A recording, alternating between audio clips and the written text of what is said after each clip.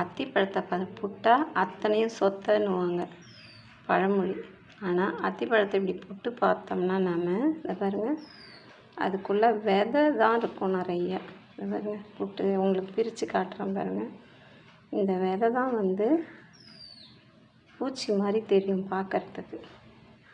ஆனால் இது உள்ள பூச்சியும் இருக்கும் ஒரு சில டைமில். ஆனால் இது விதை தான், ஃபுல்லாக விதைங்க.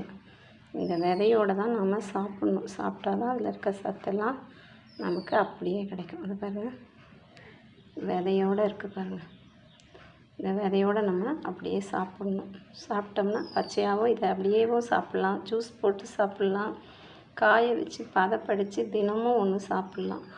இது சாப்பிட்டோம்னா நம்ம உடம்புக்கு இரும்பு சத்து நிறைய கிடைக்கிதுங்க. பாஸ்பரஸ் இருக்குது, மெக்னீஷியம் இருக்குது, இதில் நிறைய சத்துங்க இருக்குது. சொல்லவே முடியாது, அந்த அளவுக்கு இருக்குதுங்க. ஓகே, இந்த வீடியோ உங்களுக்கு பிடிச்சிருந்ததுன்னா